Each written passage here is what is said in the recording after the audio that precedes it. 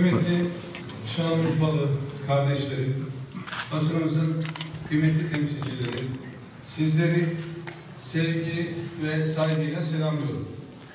Bugün peygamberlerin ve sahabelerin şehri, bereketli toprakların kalbi, kadim medeniyetlerin beşiği Şanlıurfa'dayız. İnsanlık tarihinin ilk izlerine ev sahipliği yapan bu topraklar, kardeşliğimizin, birlikteliğimizin ve ortak geçmişimizin simgesidir. Mezopotamya'nın kadim kültürünü ve mirasını barındıran bu şehir, kardeşlik diyarıdır. Buradan yükselen kardeşlik ruhu, bizi bir arada tutan en güçlü bağlardan biridir. 1000 yıllık geçmişimizde Türk, Kürt, Arap, Çerkes, Gürcü, Laz demeden omuz omuza mücadele etmiş, aynı ekmeği bölüşmüş, aynı türküyü söylemişiz. Kardeşliğin destanını yazmışız bu topraklarda. Hazanı da görmüşüz, baharı da. Hüznü de yaşamışız, sevinci de. Hazreti İbrahim'in ateşine su taşıyan karıncalar misali, terörle ülkemizi yangın yerine dönüştürmek isteyenlere karşı her bir vatandaşımız mücadele etmiştir, etmeye de devam edecektir. Vatan kıldığımız bu topraklarda büyük badireler, büyük felaketlerle sınandık ama. Evelallah büyük mücadeleler, destansı kahramanlıklarla, Türk, Kürt demeden, Alevi, Sünni demeden, bir ve beraber hepsini üstesinden geldi. Bunun en büyük örneklerinden biri de şüphesiz tarihimizde şanlı sıfatını alan kadim şehrimiz Şanlıurfa'dır. Kıymetli basın mensupları, TUSAŞ saldırısında da gördük ki terörün birlik ve beraberliğimize, kardeşliğimize darbe indirmekten başka bir hedefi yok. Bugün burada bir kez daha haykırıyoruz. Teröre taviz yok. Kardeşliğimize pusu kuranlara geçit yok. Peki ne var? Kardeşlik var. Omuz omuza mücadele var. Sırt sırta vermek var. Tıpkı Malazgirt'te, tıpkı Çanakkale'de, tıpkı Dumlupınar'da olduğu gibi. Sevgili kardeşlerim, altını çizmek isterim ki terörle demokrasi bir arada bulunamaz. Demokratik hiçbir ülkede terör affedilebilir, sindirilebilir, hoş görülebilir, demokrasi zırhı içinde yaşatılabilir bir kavram olmamıştır. Terör bir zehirdir. Panzehiri hukuk ve milli iradedir. Hiçbir demokratik ülke demokrasiyi kendine kalkan olarak kullanan terör zihniyetini asla kabul edemez.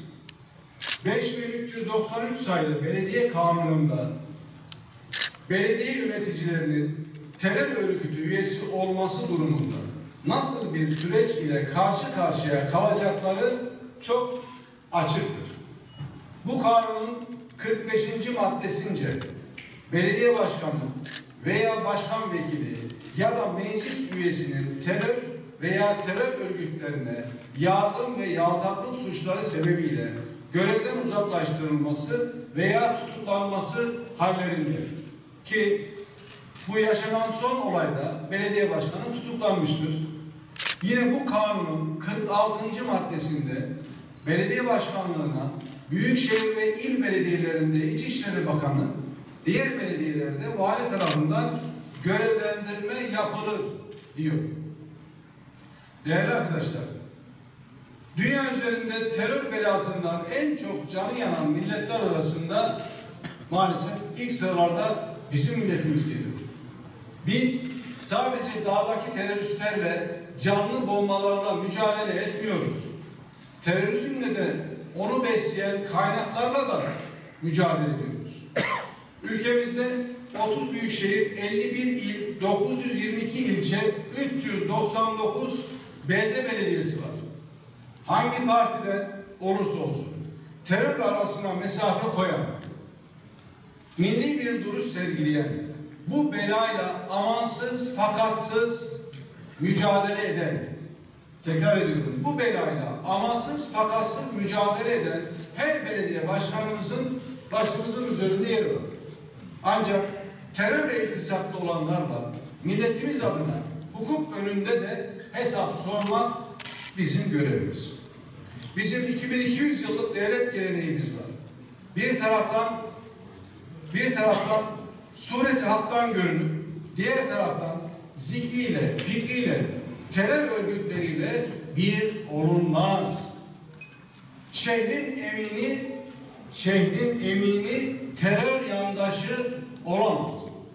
Türkiye Cumhuriyeti bir hukuk devleti ve bu devletin de bir sahibi vardır. O da aziz milletimizdir.